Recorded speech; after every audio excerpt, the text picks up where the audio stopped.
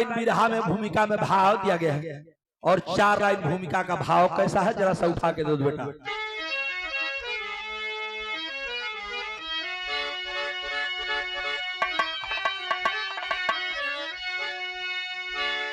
शौर्य गाथा सदा गाता इतिहास है,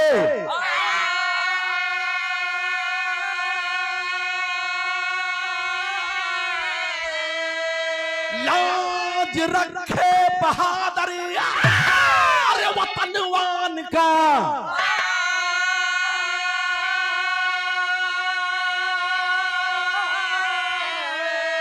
नाम रोशन करे वीर अरे अखाड़ा लड़े,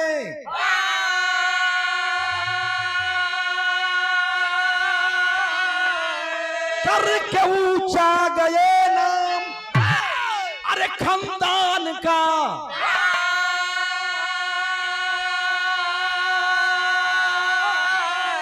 ऐसे वीरों की गाथा है गाई गई,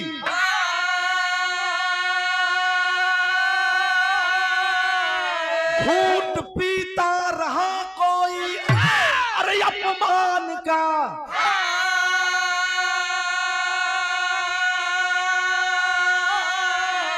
गौरी शंकर सदा याद करता जिसे है कथा वीर लालू पहलवान का।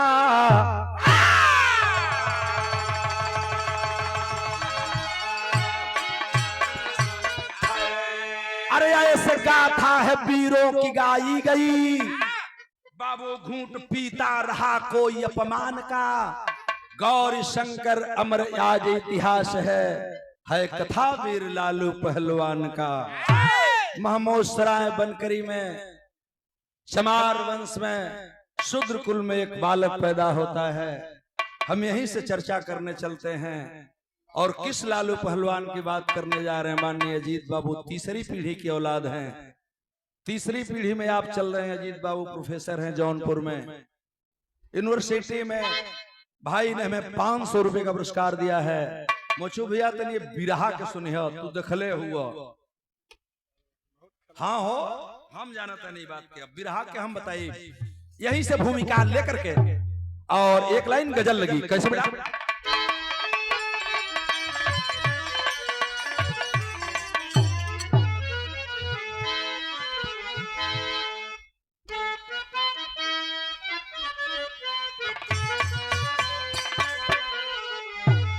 यही गजल बाबू विमलेश दलन है। कौन गजल है?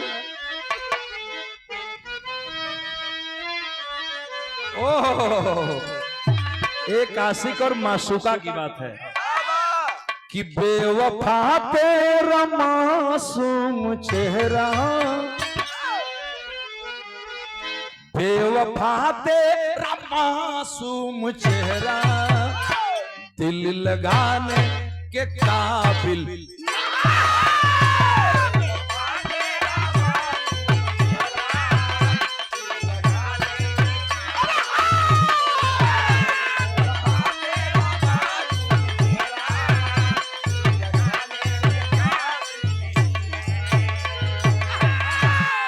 बहुत खूबसूरत है लेकिन बहुत खूबसूरत है लेकिन दिल लगाने के काबिल, बहुत खूबसूरत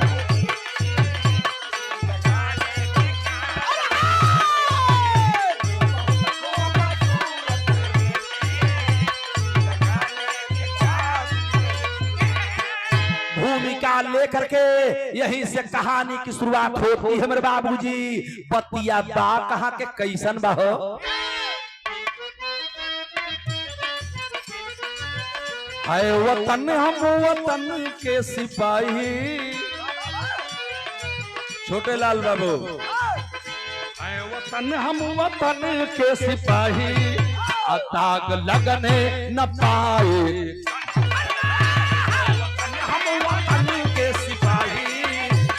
लगने न पाए।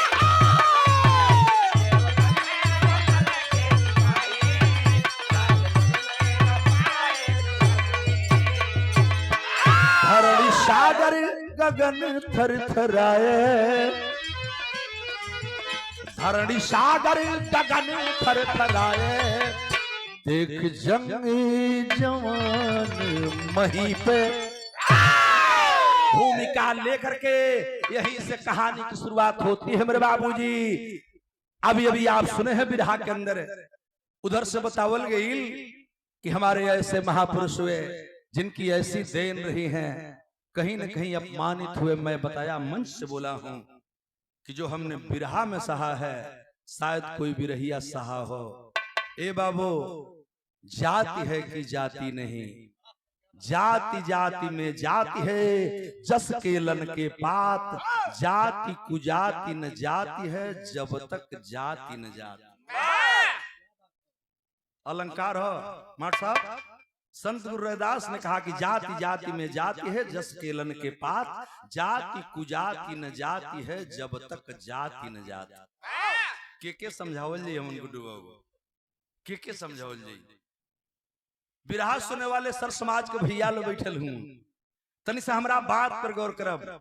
हम चर्चा के कर चले चलते ही, और जात का दंश किसने नहीं से झेला, शहर के संगत में लगी। तनि से गौर करिएगा।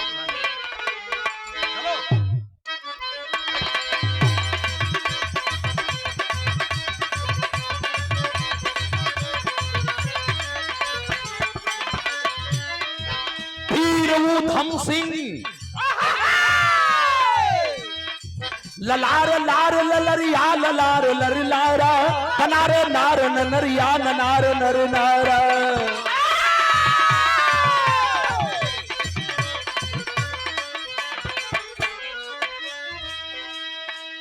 वीर उधम सिंह लंदन जे गोली मारे थे, वीर उधम सिंह लंदन में जा गोली मारे थे, महार वीर थे पेशवा को जो पछारे थे।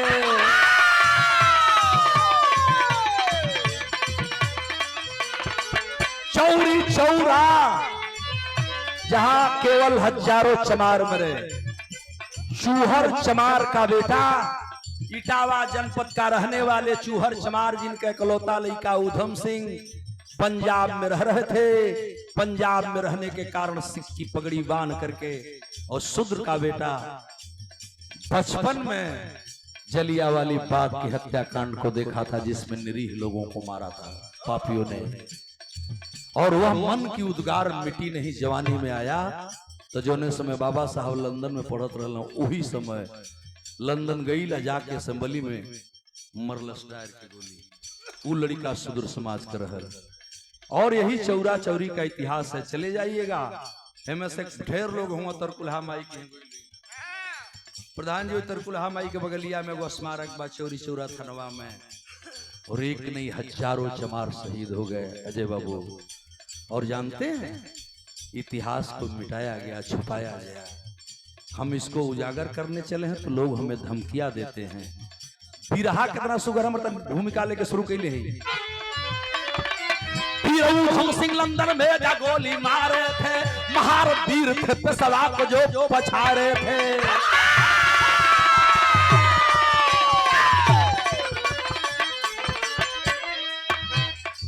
जात के भंगी माता दीन क्रांतिकारी थे, जात के भंगी माता दीन क्रांतिकारी थे, 1856 में लगाए चिनगारी थे।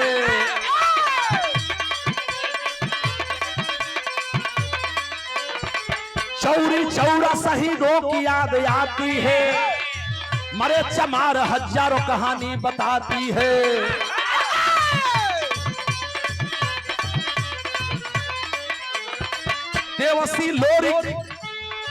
देवसी लोरी की अजय बांटे बहादुर थे, तेगा तलवार जो चमकाए वीर नाहर थे।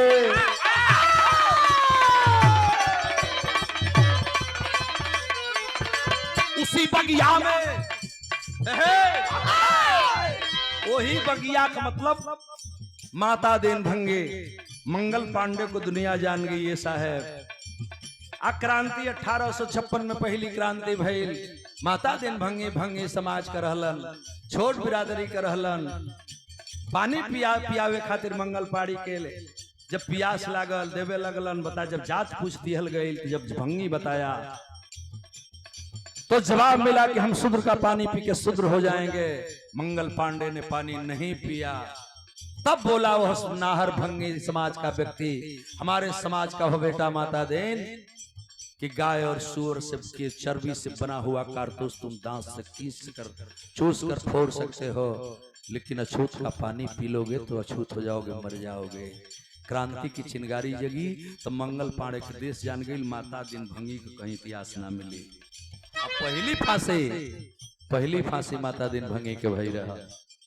इतने ना हम बता रहे थे, संवरू, लोरी, अजयी, बाठे, रतन, अजयी, धोबी, गुड्डू भैया सब एक खड़ा पड़ रहा।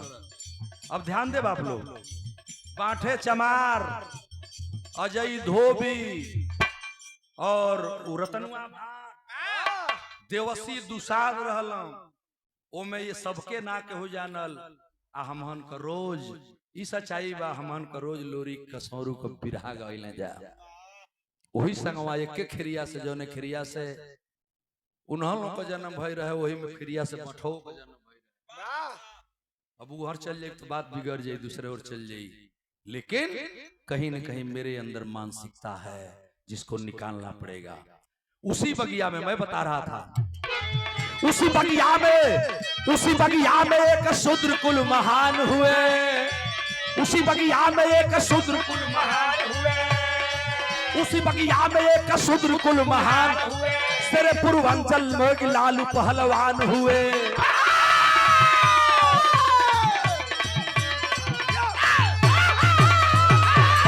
उसी बगिया में वीर ऊधम सिंह माता दीन भंगी का समाज, जिसे हम शूद्र कहते हैं, बाबा साहब ने संविधान में कहीं दलित शब्द का प्रयोग नहीं किया है। बड़ा नीक लागल तो अनुच्छेद के बाद 51-52 के हमरा के बड़ी नीक लागल। जवाब दिए अपनी सातों शब्दों का, सम से सम माने बराबर, संविधान विधान माने कानून। आपने संविधान दिया और वही संविधान गणतंत्र घोषित कराया। जिस शब्द का आपका सवाल था, जिसको बाबा साहब ने जवाब दे करके आजादी रूपी दुल्हन को लाया था। लेकिन उस आजादी रूपी दुल्हन के लाने के बाद भी दुनिया के लोग आजाद हो गए। लेकिन आज भी ओहिर भोर चमार मुसलमान हिंदू मियाँ को के लोग हमहन के लड़ावा था। ओहिरे चमारन का कादा सबाई ओहिर से पूछा, चमारे से पूछा।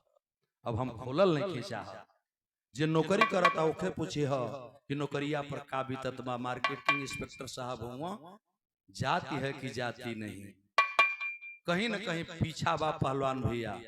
नीक पहलवान हो जाई तो वो खटकी। लेकिन लालू पहलवान का जन्म भल है तो थोड़ा सा परिचय पाएंगे।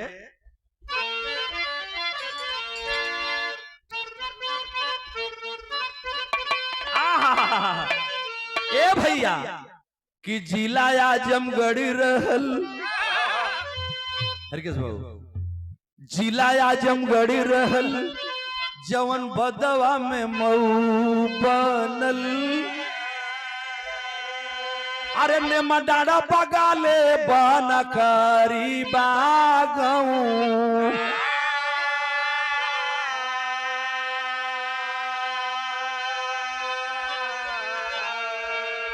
भैया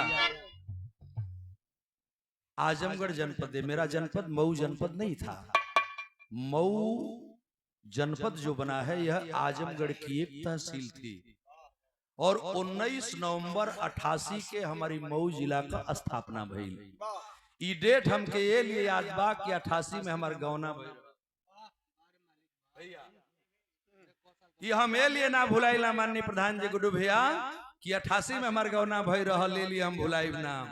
19 नवंबर 88 के हमरा जनपद के स्थापना भइल। तब परिचय तनी देखा कि जिला आजमगढ़ रहल, जवन बदवा में मऊ बनल। ये पंचो ने मडाड़ा बगाले बनकरी बागऊ,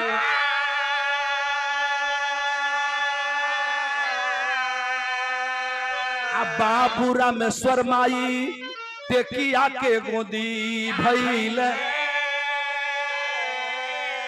अरे बिल्लर का नाती जे कर लालू पड़ल नाऊ।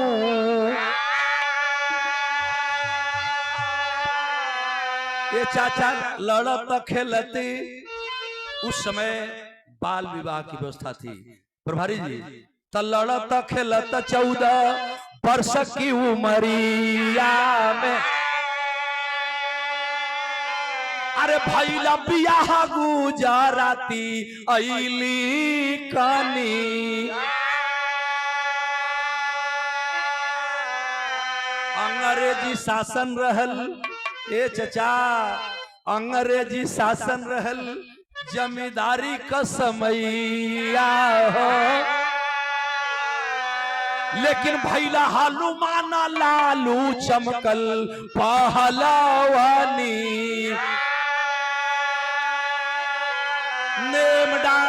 नेमडार चट्टी से 1 किलोमीटर जब पश्चिम की तरफ आएंगे मेरे बाबूजी, रोपनपुर के बगल में एक रोड बनी है, रोड पे गेट बना है। गेट को बहुजन समाज पार्टी के विधायक उमेश चंद पांडे ने लालू पहलवान के नाम पर दिया था, लेकिन वो ग्राम सभा पर बन गई। ये पर हमारे कोनो टिप्पणी नहीं है, लेकिन हमारी बात कितनी समझें। उसी रोड से जाएंगे तो बनकरी गांव मिल जाता है, जहां स्टैचू का उद्घाटन हो रहा है, वहीं ये बिरहा में गा भी रहा हूं। ए बाबू, लालू पहलवान वही नेमडार की बगल में बनकरी महमूद सराय में बिल्लर के नाती के रूप में टिकिया माई की गोद से जन्म लेलन है पंचो। अंग्रेजन के शासन रहल, लड़ल पढ़ल खेलल हमरा समाज के मना रहल, लेकिन महमूद सराय बनकरी में सर समाज के भाई रहते हैं। एक तरफ यादव कुल के वंश रहते हैं, दूसरे तरफ मुस्लिम समाज कुहार लोहार डोम दरकार चमार पासी, हर सर समाज के भाई रहते हैं। उसी बीच में लालू पहलवान भी जब अखाड़े गांव के लोग रियाज करते थे तो अखाड़ों पे जाकर के रियाज शुरू करते हैं।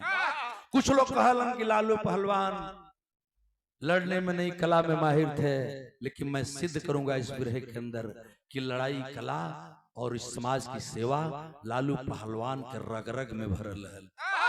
ये प्रमोद यादव जी बाबू, हम वो दिन देखले हैं हो, जिंदगी में कबो धोती ना पहना, नीचे न गोटा, ऊपर से झल रहा कुर्ता, हाथी मनी माजत चले बुढ़ौतिया में हो झुम्मत। ओकर कारण रहल, आ कारण का रहल एक बिरहा से शुरू हो गल। परिचय के बाद कौन गीत लगी बेटा?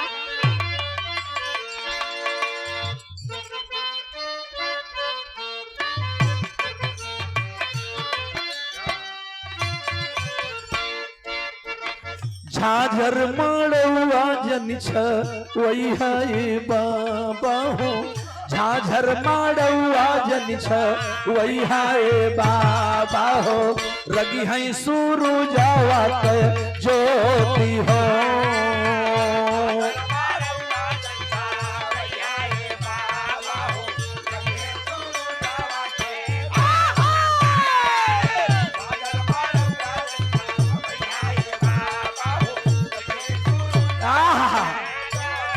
लड़ते ही खेलते ही उम्र धीरे धीरे 1 साल 2 साल 4 साल 10 साल के भई 14 वर्ष के जब हुए माननीय महाबली लालू पहलवान जी, जिनको खलीफा भी कहते हैं। लालू खलीफा जब 14 वर्ष के भइला ने पंचो बाल विवाह की व्यवस्था रहल।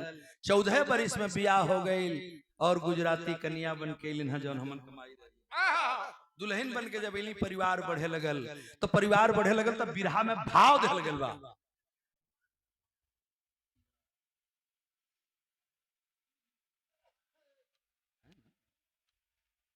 परम सम्मानित पूज्य पिताजी के सुपुत्र बांके बहादुर चचा जी, आप जहां भी बैठे हो, गौरी शंकराचार्य का बहुत बहुत प्रणाम, आपके नाम से सम्मान पुरस्कार आया है, अभिनंदन है। भाव कितना ऊंचा है, कितना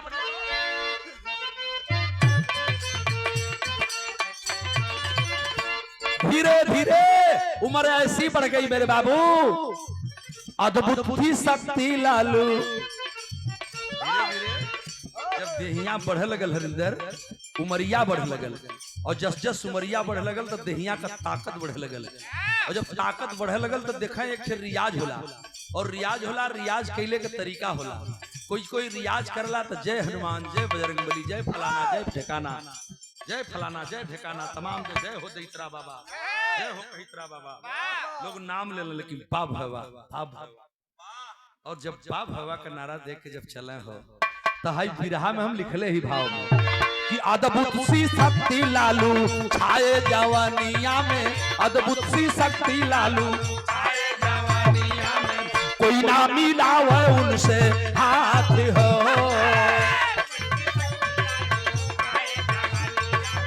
कोई ना मिलावे उनसे हाथ।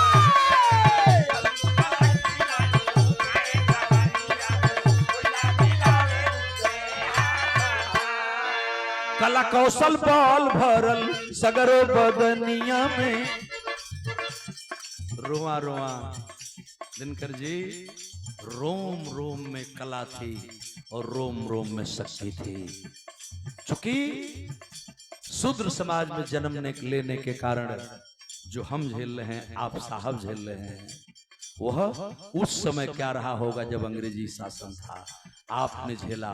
लेकिन हर चीज को दरकिनार कर गए।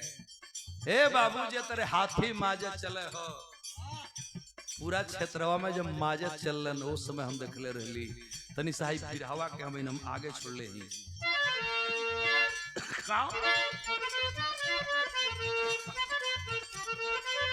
कला कौशल बल भरल सगरो बदनिया में, कला कौशल बल भरल सगरो बदनिया में, कोई नहीं आवे उनके पास हो।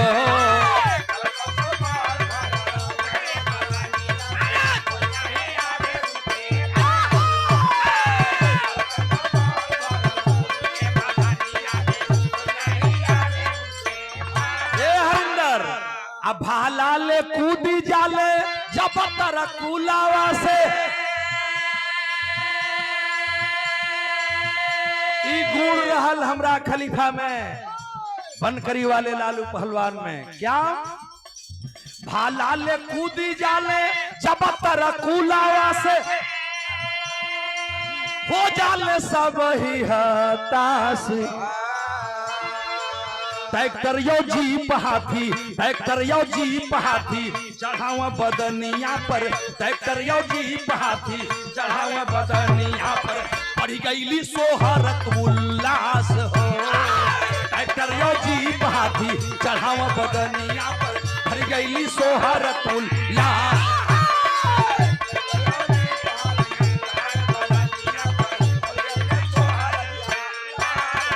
अरे बाप रे बाप, लड़ाई के साथ साथ कलाबाजी में जब नाम रोशन किए मानने लालू उस्ताद बाबूजी रुआ बन बना जला है पंच। हमारे यहाँ के बाबू थोड़ा सा गौर करिएगा, 67 में 1967 में माननीय मंगलदेव विशारद जी हमारे यहाँ विधायक हुए थे जब यह सीट सुरक्षित थी। और उसी समय मंगलदेव विशारद ने कई किताबें लिखा। छोटे लाल यादव जी उसी में एक पुस्तक लिखे थे मंगलदेव विशारद, जो मेरे पास मौजूद है। वो करीब फर्स्ट पेज पर दिखौले वाला चित्र माननीय लालू पहलवान जिनकी स्मृति में बिरहा हो रहा है, तरकुल के पेड़ से भाला लेके कूदत दिखावल गई बा ऊपर। और उसमें लिखते हैं कि इतने बहादुर हुए कि ट्रैक्टर, जीप, हाथी, बैलगाड़ी, रेलगाड़ी, पूरा शरीर पर एक ले आओ बाबू हम वजन देखबे कर। यही जाके रहे वाले हमारे बगल के एक महान व्यक्तित्व के धनी आदमी, प्रकृति का रक्षक, उनकी आत्मा को शांति दे, माननीय बाबू चंडी प्रसाद मिश्रा जी नहीं है। पहली बेर टटर आई रहल चंडी प्रसाद मिश्रा जी के। आज जब टटर आई रहल तो पहली बेर जब केहू को साइकिल आवे तो हाई लोग देखे जा, रेडी आवे तो लोग तमाशा देखे जा, टठरवा आई रहल तो देखे खातिर भीड़ लाग रहल। कहीं से हमरा खलीफा लालू खलीफा के उस्ताद के खबर लगे रहे। चल गए टटर देखे खातिर। जब माजत टटर की लगे गए, ड्राइवर स्टार्ट करके फों फों के बस भागत भरभरा के ई जाके टटर की आगे सूत गई ना। कला रे भाई पागल अगिला काला लोई का करे जात हुआ कलन के तनी हमें कर वजन देखल चाहता ले आवता। अब ड्राइवर प्रधान जी, माननीय प्रधान जी, वो ड्राइवर कहाँ हिम्मत बा टट्टर आगे बढ़ावे के। अब कहा बाबू सुतल हुआ, ले आओ बाबू तनी शाम देखी कि आखिर कितना महंगा कितना रुपया का बा। तनी रुपयो करा के नहीं साहब के लगे तो बहुत रुपया मैंने साहबे कहे केहू बोली आप लोगों के याद हुई ये सुन ले बा। मैं बता रहा हूँ कि मैं तो आंखों से देखा हूँ, क्या चीज आंख से देखा हूँ मैं अभी बताऊंगा बिरहे में। भैया हो तनी साहब बिरहा गौर करें, कैसो कैसो लालू पहलवान का हाथ जोड़ करके और वैसे व्यक्तित्व के धनी माननीय बाबू चंडी प्रसाद मिश्रा जी को आना पड़ा और तब लालू पहलवान को पकड़ के लोग लेके मना के गईला कि देखते हैं तो बड़हन तमाशा। भैया हो अइला ना लालू पहलवान डाल को गिरह मार के तोड़ देना तो इनके बाएं हाथ की खेल रही। दतवा में पंचो हम आंखी से देखले हैं प्रमोद बाबू, दतवा में हो एगो गमछिया जन भैया ले हुआ वो गमछिया के अंदर एगो कड़हवा जन होए, हम वो कड़ाहा का बात करते हैं जौने में गुड़ बनला, वही कड़हवा में हो एक कोरिया कड़हवा में गमछवा लपेट के रमेश आ दतवा से टांग के रवीना नियर कई गो लड़की कोई में बैठा ले, अब बैठा के जब घुमरी खिलाओ अरे बाप रे बाप देखा वालन का दांत खट्टा हो जाए हो। लोग यही से उनके कलाबाज कर, लेकिन नहीं यही नहीं आखिर और क्या चीजें हैं मैं बताने जा रहा था। परिचय में जरा दिखाएं, एक बार की घटना है। पुनः पुरस्कार हमारे माननीय प्रधान जी अरविंद यादव जी, सम्मानित प्रधान जी आपकी तरफ से पूरा पुरस्कार आए हैं। भाई को बहुत बहुत अभिनंदन आभार है और भाई का स्वागत करता हूं। जरा सब मेरी बिरहा से मैटर में बिगड़े भैया हो एक बार का घटना बे बाबू में मिले और घटना कैसे बतानी सहाय दो कौन गीत लगे।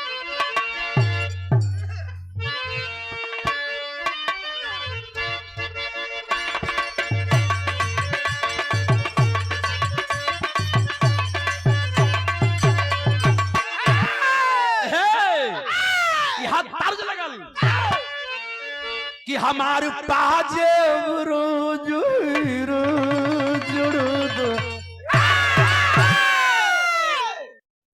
एक गावल गई रहल उठा के कैसे कि झूला नहीं पाऊड़ानी, अरे झूला नहीं पाऊड़ानी जो गोदा हमारे पाज राज हीरा सड़ादा हमारे पाजे राज हीरा।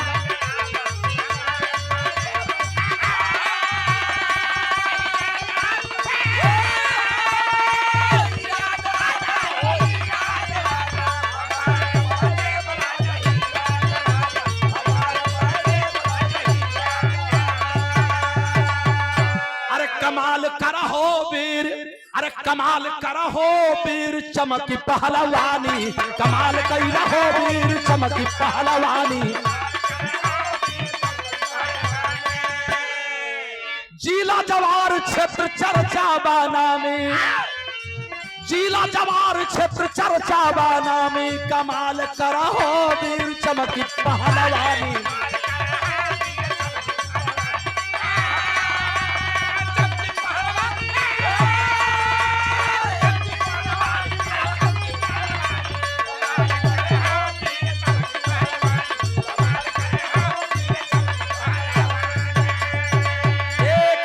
चर्चा सुन करके और उस पहलवान को हो मारे बनकरी के धरती के रहने वाले लालू पहलवान को एक बार पत्र आता है, बुलावा आता है। अब हम वो समय के बाद बताते नहीं 50-60 दशक की कहां से बुलाया कि डॉक्टर राजेंद्र जीरा दे बुलाए,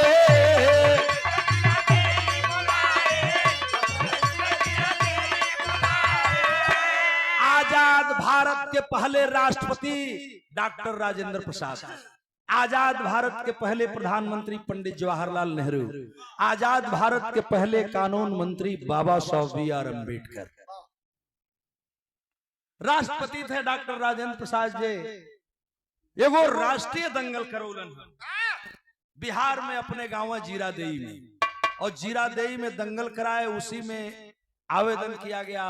हर प्रदेश के पहलवान आए और हमारे बनकरू वाले खलीफा का विजय ना मानल इहो चलन कहलन कि आज जहां देश का मलिकारे अवतरण हम काहे ना जाए। जब सब जाता जौने साधन रहल पंचो समय सवारी का कौन साधन रहल, निकल पड़े पहलवान हमारे बनकरी से महमूद सराय से आ निकल के जब जौने रोड रहल रास्ता रहल पकड़ के जब जीरादेई के तरफ जाए लगलन हैं, किसी हालात में दूसरे दिन जीरादेई पहुंचे थे।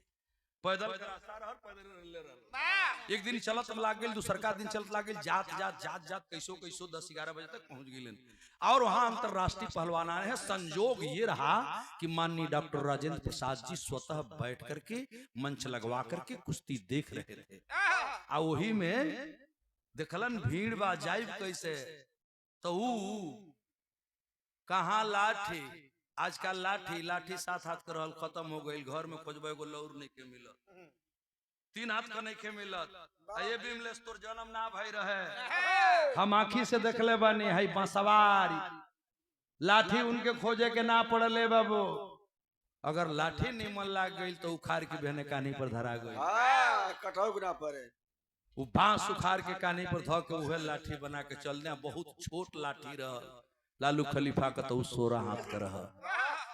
देखे वाले लोग बतावल, हम तो बुढ़ौतिया में बजरियन में देखली जहां 20 ठोरन के बैठ के घुमावा। तनी से हमारी बतिया पर गौर कर, बतिया कहाँ के बा कि डॉक्टर राजेंद्र जी राधे बुलाए,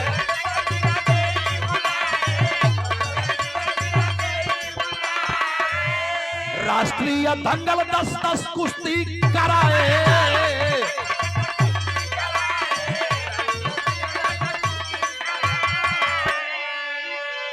बनल विजेता चर्चा भैली गुमानी, कमाल कर हो वीर चमकी पहलवानी, हो वीर चमकी पहलवानी।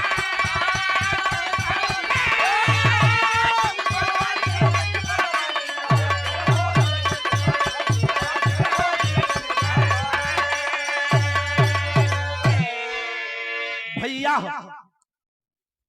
मार्केटिंग इंस्पेक्टर साहब शिवनी भैया आदरणीय सादर सम्मान भरा पुनः 500 रुपए का पुरस्कार, बहुत इनाम दिया है आपने, बहुत सम्मान दिया आप लोगों ने। आप ही लोगों की देन है कि हम लोग समाज में चलते हैं दिन रात और समाज के लिए कुछ बोलने का काम करते हैं, जो सही लगता है सही दिशा देने का काम करते हैं। हमारा काम जो है, हम तो अपना काम करते हैं, लोग कहीं भटक जा रहे हैं तो उसके लिए हम दोषी थोड़े हैं। एक चीज का दुख होता है गुड्डू बाबू कि यह समाज कहाँ जाएगा, यह दर्द है सीने में। भैया को बहुत बहुत प्रणाम, नमो बुद्धाय जय वीर। और माननीय सुधाकर मामा जी, आप माननीय मामा जी की तरफ से बहुत बड़ा पुरस्कार आया है, सादर अभिनंदन, हार्दिक नमो बुद्धाय जय वीर। बिरहा से दिमाग न बिगड़े, जीरादेई में गिलन हम पहलवान, देखलन की भीड़ लगल पर रास्ता ना मिली। ए हरिंदर सोचला कि रास्ता कैसे मिली, तो घुमत जीरादेई गौवा के घोरियावत बड़ा, पहले घोरियावत गइलन एगो इनार रहल, आ वो इनरिया पर एगो सरदर धइल रहल। सरदर का मतलब जब से थई ना ढेर लोग समझत नहीं। पहिलवा तरकुलवा चीर के, भैया तरकुलवा चीर के वही पर रख दे, ढेकुल चले कूड़ चले, पानी पिए। जब सोनाडी मेला जाए तो लोटा में पानी भर के रसरी से हो, आँखी से देखल बा। एगो छोटका मेला एगो बड़का मेला, का प्रधान जी अब पानी पिया वाले 4 आदमी लागे। अब ऐसे का बतिया बड़े सोनाडी में कुल बानर हो सो, अभी बानर ना है। हमार बिरहा सुन पहले भैया, से बात बिगड़े न, दंगल शुरू भल और उस सरदर उठौले, आ सरदर उठाए के कानी पे धइले, आ धई के इस तरह माजत, आ धीरे धीरे बढ़ लगला, जब भीड़ी की ओर बढ़ लगला तो भीड़ फाटा लगा। रास्ता खाली कर राजेंद्र बाबू के यहाँ तक लोग भर जब भागा लगला, ताकत हो कौन आ गया, तो ले कोई बताया गार्ड की साहब ये तो यही लग रहा है लालू पहलवान बनकरी वाले हैं, बनकरी वाले लालू हैं। अखाड़े के तरफ आने दिया जा गईला, वही अखाड़वा पर धाई दे फेंकला। अब धाई दे फेंकला तो जे लड़े वाला हाथ मिला वाले घूमत रहले, ऊ अब ओइजा लगला सोचले कौचला कि धाई दे पटकला, बाई दे के भाग चलना। कहला दादा ई कोनो आदमी है कि दई तीन के समझे मने आवत बा। ए पंचो इतना ना हो, अब अपन ही जा करके, और जब सब लोग भग गई तो कहला कि आवालो हम तो लोग देखा आल ही साहब, तनी सा हम खड़वा पर कुछ करब। लोग ताके लगलन कि पागल आदमी का करे खातिर आ गए पहलवान के बीच में। लोग बताते हैं इतिहास साक्षी है और ये परिवार साक्षी है, यहाँ के लोग साक्षी हैं। जीरादेई में ओके हटौले के बाद अखाड़े पर चढ़े और जब खेल कूद के साथ साथ जब लेकर के लठिया नाचत बाड़ा खड़वा पर कोई हो तो मिलवा दीजिए साहब, तनी हम लड़ ले एक बार मन करता, लेकिन लड़े के कर हिम्मत बा। लेकिन देखते देखते लठ को लोगों ने रखवा दिया कि लड़ना है तो लठ रख दीजिए। वो लठ ना लाठी ना लठ रहल, रख दिए बगल में और एक एक पहलवान हर प्रदेश से चढ़े। और जब चढ़ल ना बारी बारी से चढ़ले की बात के कर बेमत रहल हो कि हाथ शुद्ध मिला ले। एक बेर हेनी से हाथ मिलौले के बाद दूसर का हाथ में उते तीसर का बेरी लगा धोबिया पाट तैया पहलवानी का दाव लग गई। कैसे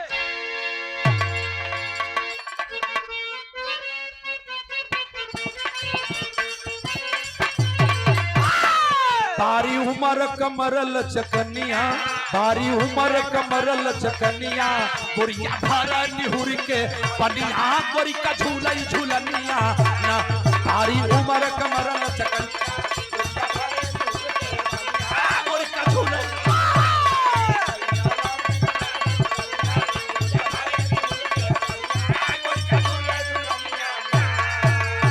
तो दंगल बिहार के दरमनवा, दंगल बिहार के दरमनवा, बैठे राजेंद्र जी सभनवा, जंगी कैलाई तूफानवा ना। दंगल बिहार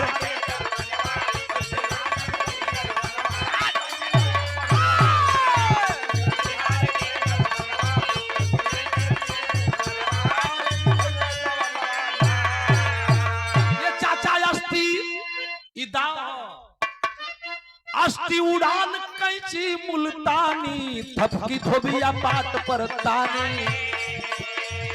बनकरी का लाल जो अखाड़े पर सीखे थे अपने यादव कुल के सर समाज के भाइयों से, वही बनकरी के लाल लालू पहलवान खेला दिखाते दिखाते वही में दाव का प्रयोग शुरू कर दिया। दाव कौन कौन लगाओ था 200 पहलवान के।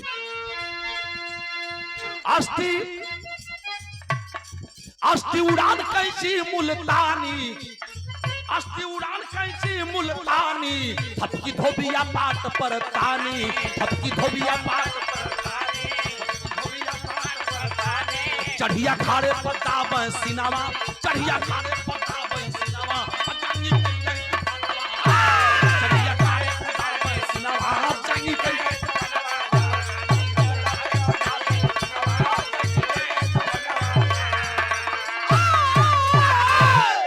इतने में बाबू देखते देखते 10 पहलवानों को 10 मिनट के अंदर बहिया खींच के हरिया से खींचा, दूसर के हथवा में मिलावा और तीसरा बेरी अखड़ा से।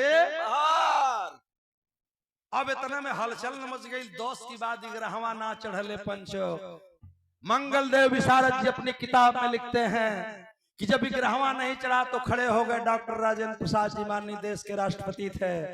बुलाए पास में, जरा इधर आओ पहलवान। और जाते हैं 58 54 दुवन्नी का पैसा जमाना रहल, दुवन्नी चवन्नी 20 पैसे का जमाना रहल। झोरी फैलावल गई। अब वो झोला या बक्सा ना लेके चले, सब लोग देखले बा। गमछा कान्ही पर डार के जौने रहे वो कुर्तों के निकाल के वही में बांध के गठरी ऐसे फेंक ले। हाँ हो, हम तो अंतिम दिन में देखले हैं जब बुढ़ौती को उम्र एक बार हाथी का पैर उनके बाह पर गलत जगह पड़ गया, लेकिन जिंदगी में दवाई ना खैलों को बुढ़ौतिया में चलना था ऐसे तनी से लटका के चलना एगो बहिया, लेकिन फिर भी माने नहीं पहलवान। अब वो जाके बतिया न बिगड़े। डॉक्टर राजेंद्र प्रसाद जी देखते हो बोलन है, और अपने हाथ से बिहार जीरादेई में उन्होंने काम किया है। जानते कौन सा काम किया? कि देखा बाबू राजेंद्र कुमार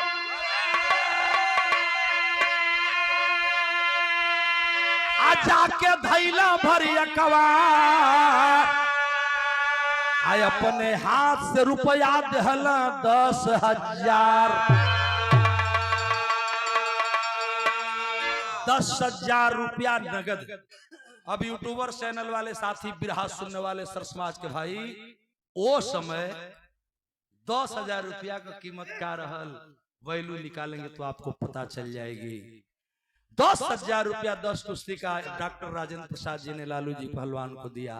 अजौन ठन्नी चौन्नी पोले रहलन रुपया पटन्नी दुअन्नी एकन्नी कोई गमछा में लपेटले वाला पहनले वाला लेके झुमता न की का होई। अब देखा ही है आदमी। अब आज का आदमी तू बोलत रहलू है ना बरियाई से पैसा मांगा तड़ू, बरियाई से थोड़े पैसा मिलेला।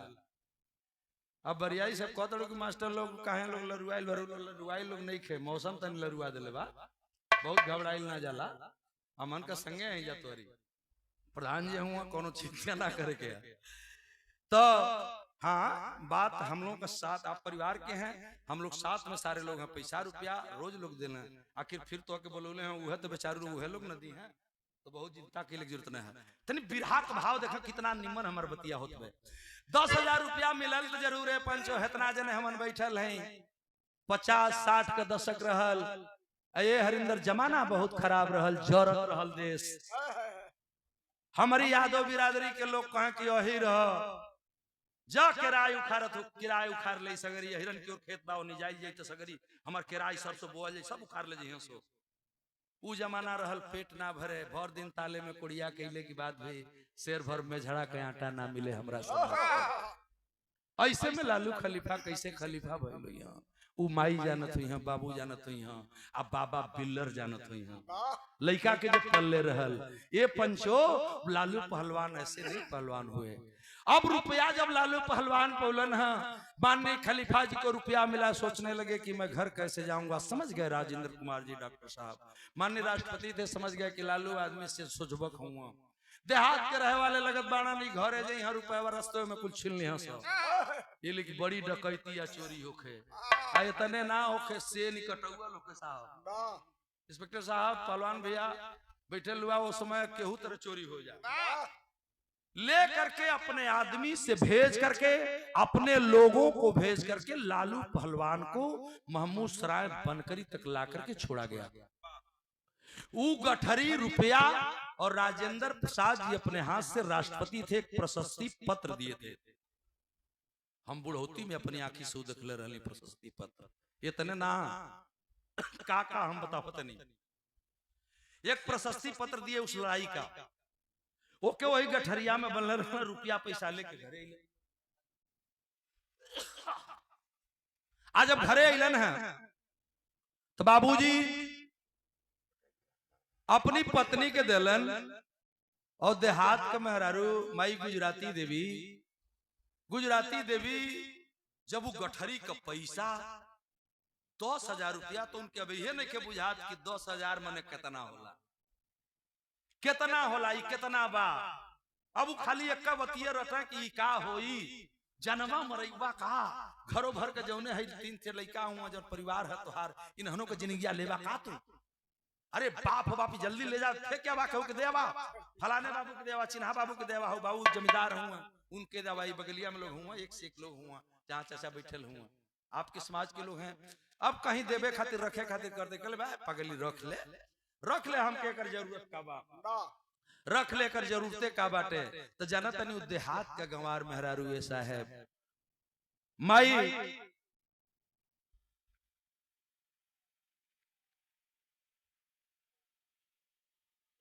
पिया तमाशा हो गई बनकरी के लोग गवाह हूँ जानत ही का के ना सोचा लगे कि चोर यहाँ चोरी कर ली सेन काट ली ई धरी कहा इतने में वो उजा गईली आ धरे खातिर रुपया कैली इनका बिरहा के तर्ज लगी।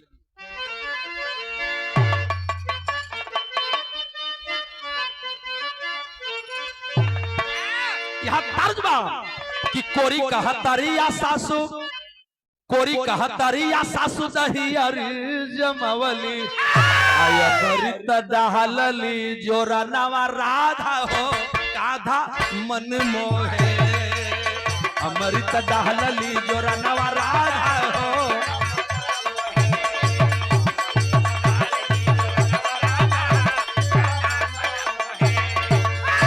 ए रवीना देखो ये देहाती मेहरारू का बुद्धि वो समय जब पहलवान 10,000 रुपया और रोजगारी पैसा ढेर कर लेके तो चोरी के डर से माई कैलिन हका तनी देखें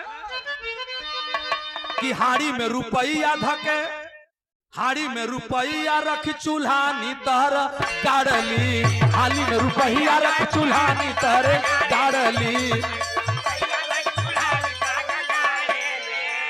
आ चोरिया कर रहने आए चोरिया का डहरिया सतावरनिया हो एनिया गरीबी का भार चोरिया का डहरिया सतावरनिया एनिया गरीबी के भार चोरिया का डहरिया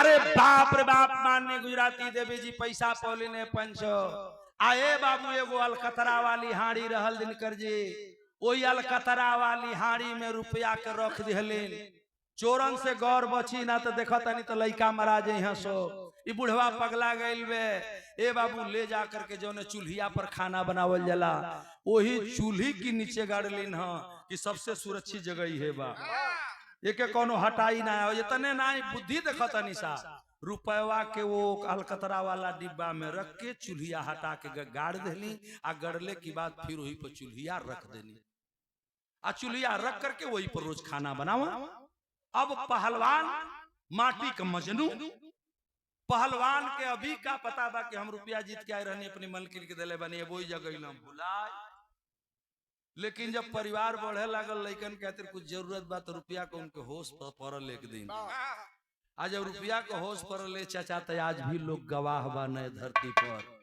कई लोग गवाह बहन बाड़न खोजाए लागल रुपया जब गुजराती देवी के पता चलल कि रुपया खोजत हुआ तो खोजे खातिर जब चूल्ही हटावल गई तो चूल्ही के नीचे वो अलकतरा का डिब्बा मिलल आ अलकतरा के डिब्बा में रुपया कितना सुरक्षित रह जाये जब ऊपर से अगिए बरसत बा तब आप लोग समझ रुपया से रहल लेकिन कागज के बदले अलकतरा हो गई रहल सगरी नोट खराब पहलवान कहला कि ले जैसन बुद्धि तैसन काम तू ही भोग अब वही जैसे हाथ मलक पहलवान ने निकलल रहलन पंचो आ तौले हमार घर जहां परेला हमारी ग्राम सभा मर्यादपुर के रहने वाले एक नामी व्यक्ति जिनको जमाना जानता है उनकी लड़का को बियाह परल और वो बियाह में पहलवा जब बियाह हो न प्रमोद बाबू तो एक एगो नौहा बीन बीन के जा हर बिरादरी को कि हाई महफिल में लड़िया से हाई महफिल में उड़ा कूदिया से हाई महफिल में समझो करिए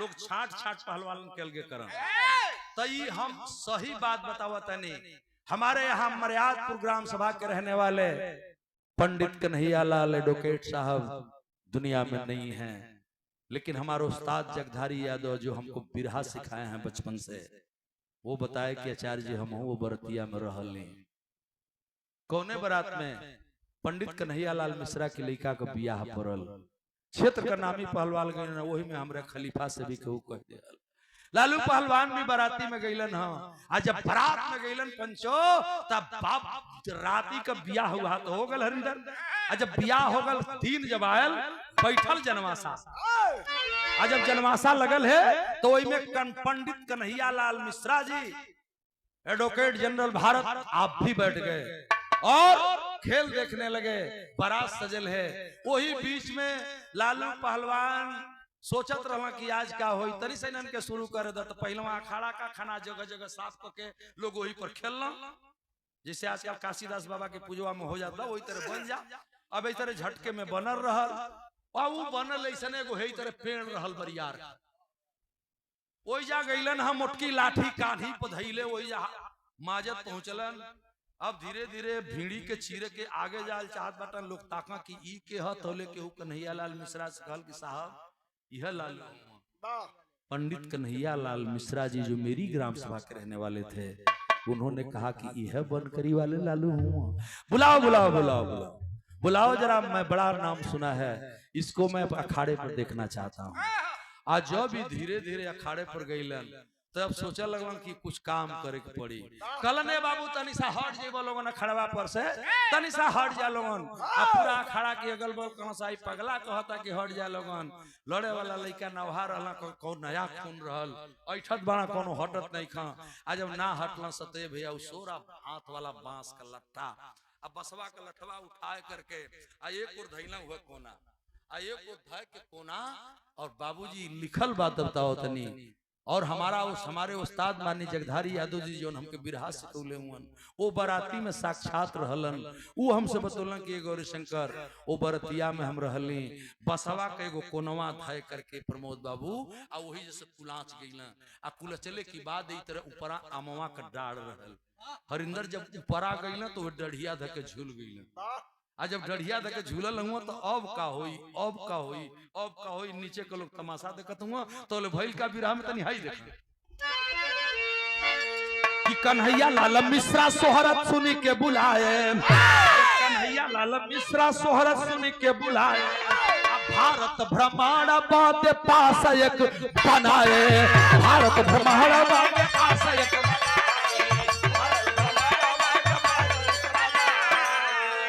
आउ दिल्ली में जा कैला तब फतियरनिया हो एनिया गरीबी कभार भैया हो वही बरात में कुलाच करके एक बेर डाल धके झूलल हुआ, झूल के जब दुई बेर हिलौला तो पूरा अमवा का डड़िया मजा का मोट रहल और आराय करके धाई दो ये खड़ा पर गिरल, सगरी जनवासा में खड़बड़ी मच गई, हलचल मची, खेल तमाशा दिखाए, उठौला लट्ठी कहलन की बड़ा लड़े वाला लड़का आइल बड़ा सुना भाई जा हम एगो खेल दिखाए साहब रौरी समानवा तनी हमके 5 मिनट का समय मिल जा, दिखाओ लालू क्या दिखाना चाहते हो। ए पंचो बांस का लाठी अपनी जंघे पर धैलन, लात धीरे धीरे पेश के बैठोले बाड़ा ने को 20 ठौरा, एक 20 ठौरा, जितना बराती में जनवासा करे वाले पहलवान गई रहलन 20-20 गो दोनों ओर बैठला। कन्हैया लाल मिश्रा देख रहे थे और बैठा करके लठिया में गुड़वा पे से लगला,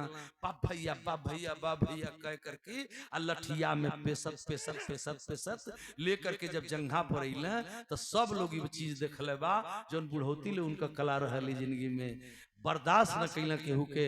वही बराती में कब लेके जब उलटला के ना तो जितना कुल लठ रह के झूलल हुआ, कोनो फिका के उहर गल, कोनो फेंका के उहर गल, कोनो फेंका के उहर गल, भयल तमाशा, हंसी हुई, कुछ देर तक खेल बाली चली।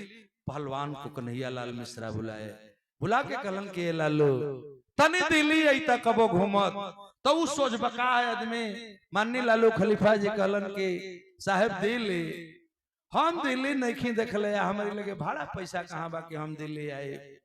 कहलन भाड़ा, जब पैसा की बात आई तो दूसरा प्रशस्ति पत्र अब देखा है, पंडित कन्हैया लाल मिश्रा एडवोकेट साहब मेरी ग्राम सभा के रहने वाले, मर्यादपुर के रहने वाले, एक प्रशस्ति पत्र के बदले में उन्होंने एक नोट लिखा और अपनी मुहर लगी। और जब एडवोकेट जनरल भारत की मुहर लगी पंडित कन्हैया लाल मिश्रा की तो पास बना। अकलने लालू दिल्ली ना भारत के कोनो प्रदेश में जइबो तो से अगर केहू पैसा मांग दे टिकट में का दे तो कहीं पैसा रुपया की जरूरत नहीं खे, यही के खाली निकाल के दिखा दिया ओकरी बाद तू चली बा दिल्ली। ये साहेब बुढ़ौतिया ले वही राजेंद्र प्रसाद की प्रशस्ति पत्रवा की संगवा उहो धके वही गठरिया में बांध के चला, वो के गठरिया में बांध के लेके पिटिया फेंक के चला। ये बुढ़ौती लेके बात बताओ तनी। अब यहाँ का बात यहाँ छोड़ दें। कुछ दिन बीतल बनकरी के गांव लोग हमारे यहाँ मर्यादपुर के लोग कहलन के ए खलीफा तनी चलती जा दिल्ली, तोहरी लगे तो पास बा हमन का टिकट कटा ले जाई, चला रेली से चलल जा दिल्ली। कहले मर्दे हम रेली नहीं खी देखले, कहला कि अरे वो लोहे की सड़की पर चले ले चलो। तो अपन बांस का लाठी कान्हे पर धैले ट्रेन पकड़े चल गई। आज जब ट्रेन पकड़े चल गई ये चाचा तो बांस लेके ट्रेन में जब चढ़े लगना तो कुछ लोग देखत हुआ हंसत हुआ, कहना लोग हंस क्यों रहे हैं। कहला भाई बसवा लेके कौन ट्रेनिया में जाता है, कौन आदमी है भाई। लोग पहचान रहे थे, अंग्रेजी जमाना रहल, अंग्रेजी जमाना कोई अंग्रेज छोड़ के चले गए थे, आजादी भी मिल गई थी, ये लिख राष्ट्रपति प्रधानमंत्री हमारे देश के लोग बन के देश चला रहे थे। लेकिन कुछ अंग्रेज अब हमारी भारत में ढेर रहा। आजादी मिलने के बाद अंग्रेजी गवर्नर यहाँ तक देखने के लिए भारत में ज्यादा दिनों तक रहा। लास्ट जो गवर्नर था बाबूजी, मैं आपको बताने जा रहा हूँ, वो दिल्ली खातिर तैयारी के लिए कहला लोग कि आखिर में कैसे दिल्ली जेबा इतना बढ़िया बांस लेके। कहला में मर्दे तो बिना करी हम जाए के तरह।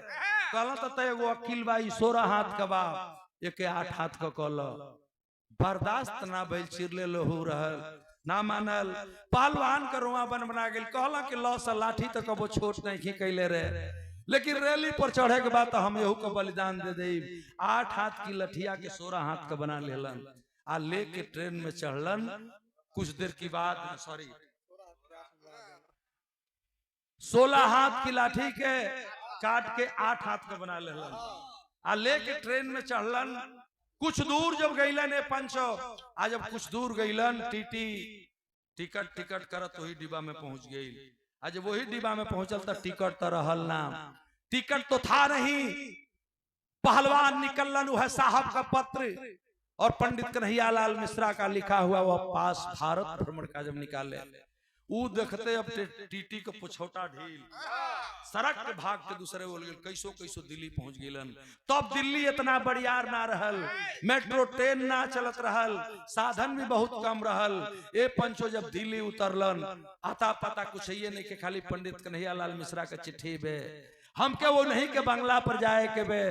कुछ लोग बतौलन कि गवर्नर साहब के बंगले पर जाना है, वही जनरल एडवोकेट साहब से मिलना है, कन्हैयालाल मिश्रा के यहाँ आदमी जाएगा। कहा कि चल जाओ है बस लौकत दे वही में जाके बैठ जा। बस पर चढ़े खातिर बस की लगे गईलन और जब बस की लगे गईलन तो बस वाला कंडक्टर कहा कि हाँ मैं चलूंगा, छोड़ दूंगा कन्हैयालाल जी के बंगले तक तुझको छोड़ दूंगा, लेकिन इस लठ को तो रख दो। कल कहाँ रख दी? कल छतवा पर रख दा। जब छतवा पर रखे के सलाह दिल तब तो पहलवान का माथा ठनकल आ जब ठनकल न गुडू भैया तो का कहलन तनी हाय बिरहा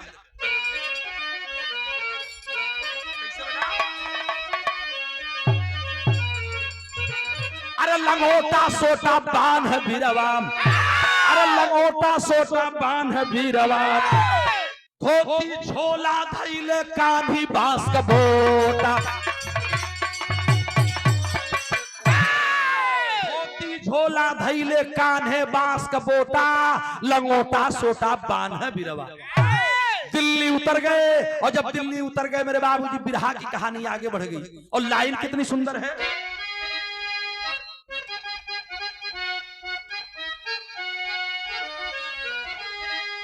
यहां तर्ज कि कोठा ऊपर कोठरी बरैया का दुकान, आहा से लड्डू छूट गई बरैनिया मारे शान क्रिया लेला। प्रधान जी अब बिरहा में खुला मिले बेचन भैया के जवानी रहते धुन गावा हो गजब धुन रहल गुड्डू भैया आजो एक रवानी बा हाउ को लेके थोड़े पाई चाटता काटता पीटता। हरकेश बाबू प्रमोद बाबू ये गीत के जरा दिखाएं।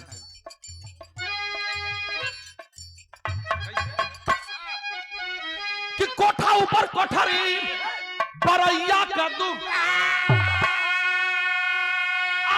लड्डू छूट गई बरैनिया मारे शान क्रिया लेला, क्रिया लेला, क्रिया लेला राजा या बहिन नादान, क्रिया लेला राजा या बहिन नादान।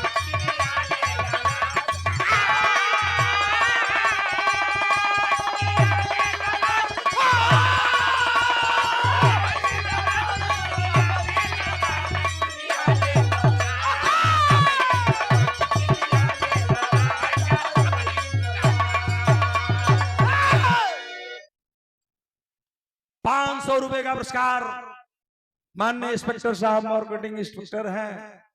बहुत बहुत सम्मान बड़े भैया की तरफ से सम्मानित जनता के सादर अभिवादन करते हुए आभार व्यक्त करता हूं।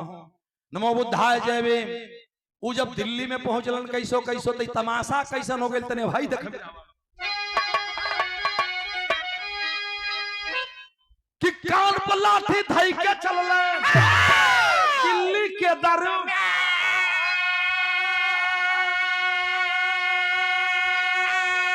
बस में चढ़ पे जिद जब कैला ये चाचा बस वाला परेशान लठ धैदा हो लठ धैदा जवनवा कह श्री मां लठ धैदा बिरनवा कह श्री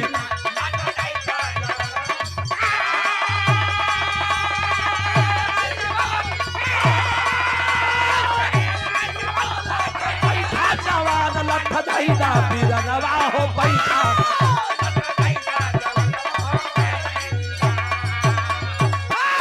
कहला कि हाई लठिया धदा छतवा पर कहला कि लठिया छतवा पर धर दई।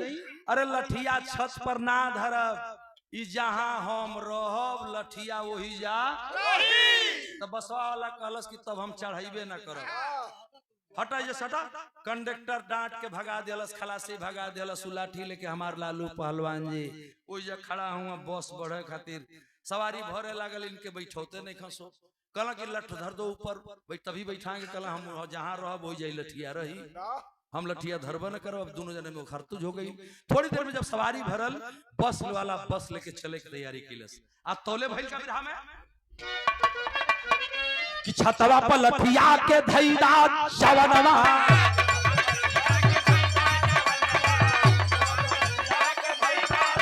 आ जहां रहब लाठी रही बोल पहलवनवा।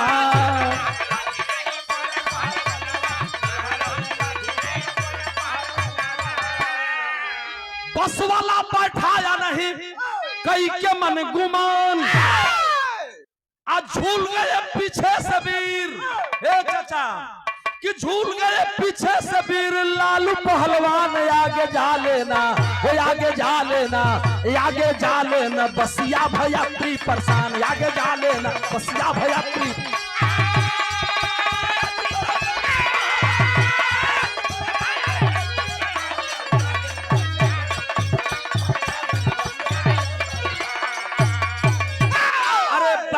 बसवा वाला स्टार्ट करके बढ़ावे तो लगल, लेके अब जाए के तैयारी के लिए तो पिछवा से जाए के।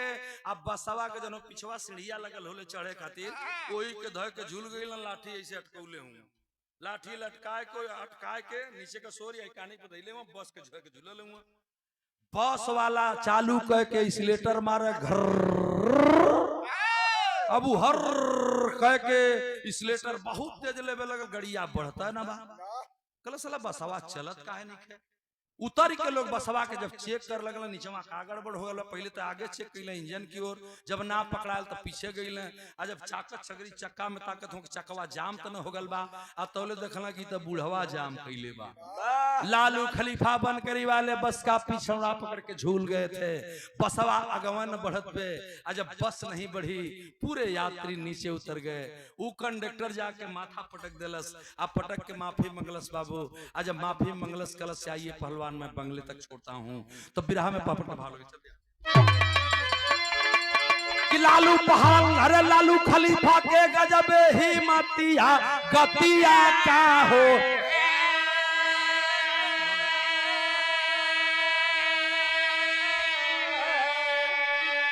अरे लालू खलीफा के गजबे हिम्मतिया गतिया का होई। अये चाचा जुटी गईली बंगले पर पूरा जमतिया गतिया का हो। वही बंगला पर पहुंचलन, बंगला पर पहुंच करके देखलन वहां गांव के लोग बिरलन, चिन्ह गेलन। कहला त लालू आ गेलन। पंडित कन्हैया लाल मिश्रा के लगे लोग लेके गईलन। अब कन्हैया लाल मिश्रा से कहला साहब कुछ नाश्ता करवाओ। तो नाश्ता के बदले में जाना तानी एक बल्टी रस घुराइल। आज जब एक बल्टी रस घुराइल के जा दूध पिए, वही बल्टी के उठौला, बल्टी मुंहे लगौलन। अब पूरा रस बल्टी के पिघल नहीं रवीना। आज दूध पिए पचत नहीं के लोगन के। हाँ हो 2 मिनट घबराई की जरूरत न बा। परिवार है, घर चले जाइए, माट साहब के साथ में जाइए, आराम से बैठिए, इधर कोई दिक्कत नहीं है। हम भी राहत खाली 2 मिनट में पूरा कर दिन हो, काम हो जाए ना हो तो फिर दूसरे दिन हो खातिर गावे पूरी हमके गाई दे दूसरे दिन। घबरा लो मत, लेकिन आज तनी साई हमके पूरा कर ले भैया हो का भाई जुट गई बंगले पर पूरा जमतिया गतिया का होई। कोई बंगला पर पूरा भीड़ लगल। आज जब एक बल्टी रस पियला कलम बहन जीव नहीं खे मानत, बड़ा दूर से आयल बनी ट्रेनी में साला कुछ ना दिला सब। ये साहब एक बल्टी तनियोरी मंगवा दे। उ देहात के रहे वाला आदमी दूसरा हो बल्टी जब रस पी गईला। तो कुछ देर के बाद लालू खलीफा का हाल चाल पूछे खातिर एगो अंग्रेज आई। लोकर नाम रहल मार्शल टिट्टो। अंग्रेज अधिकारी था, बंगले पर था। कहा पहलवान चलो तुमको साहब बुलाए हैं। पंडित कन्हैया लाल मिश्रा जी बुलाए अंदर।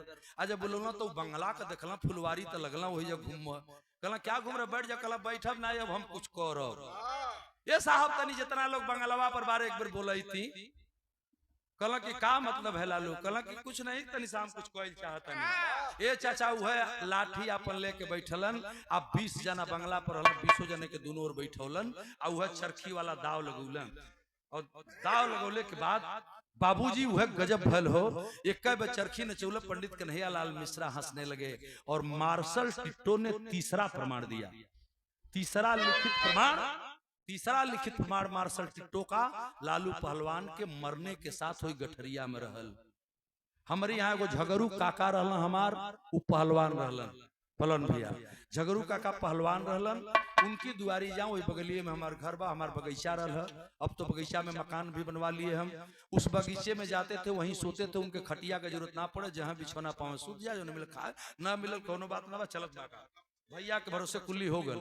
ये बाबू अब काम बिगड़े, लेकिन मऊ के धरती आला लगले बड़ा जल्दी कर। यही मऊ के धरतिया, ये पंचो मऊ के धरतिया के लाल रहल लालू ये ददऊ, मऊ की धरतिया के लाल रहल।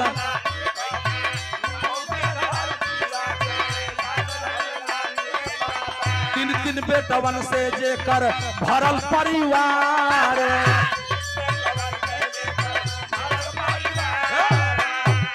अरे दुर्जन खड़ा कयौरी बाके बहादुर बेटा, ये कही थी बेटी नौआ जदुनी कुमारी,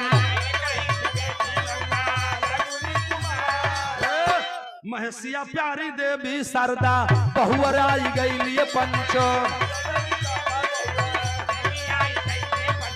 तौले सांप काट लिहलस मर गए बड़ा का कुमारी। अजीत या भया वही बाग के फुलवरिया बाबू, आगावा हमके ताना बा ताई जहारी। आज 28 नवंबर 92 की अजय मार साहब, माननीय बड़े भैया लोग जितने लोग बैठे हैं सबका अभिनंदन करते हुए दिन आज भी मुझको याद है कि 28 नवंबर रहल 92 का दिन आए पंचो, लालू पहलवान गईला स्वर्गवा सिधारी, महमूद सराय बनकरी का नाम अमर हो कई के, रोत बाटे पूरा खोजा सारा परिवार।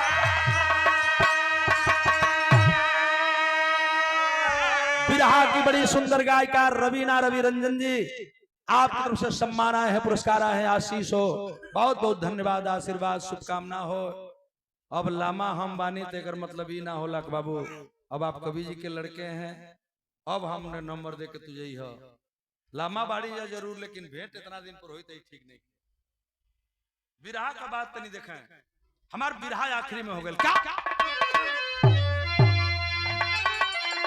पहली बार चंद्रभानु गुप्ता 1967 में मुख्यमंत्री बने। चंद्रभानु गुप्ता के बाद चौधरी चरण सिंह जी मुख्यमंत्री बने और उनके शासनकाल में मंगल देव विशारद जी पीडब्ल्यूडी के मंत्री बने, जो हमारे यहाँ सुरक्षित सीट नथुपुर थी, यहीं से विधायक हुए थे। और पीडब्ल्यूडी जब विभाग मिलल तो उस सड़की पर खचिया लेके जो लोग ढोवल ना, आज भी गुड्डू भैया मनी सच्चाई बतावत हैं, मंगल देव विशारद के लोग मूर्ति बना के पहले पूजा करी है, उसके बाद लोग खाना खाला। जानते हैं क्यों? वो पीडब्ल्यूडी जब मंत्री हुए थे तो इनको सरकारी किए थे। और इधर लालू पहलवान के विषय में लिखत बानी बिरहा के आखिरी में क्या कि लालू पहलवान ना भुलाई राउर खेल हो, अब बड़े बड़े मर्दन, अरे बड़े बड़े मर्दन का धैल हला नकेल हो, बड़े बड़े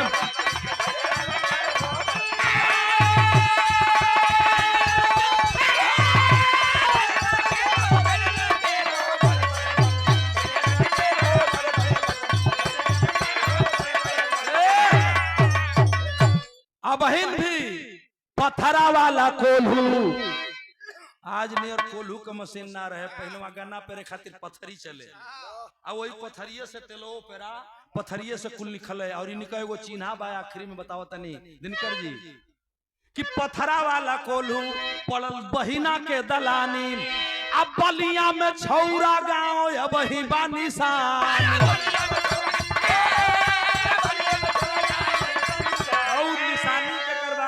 पहलवान कई बात के हमसे बतौलस कि मुन्ना राय प्रधान कहला कि ये के लालू लैला खेल हो, अब बड़े बड़े मर्दन का धैल हला नकेल हो, बड़े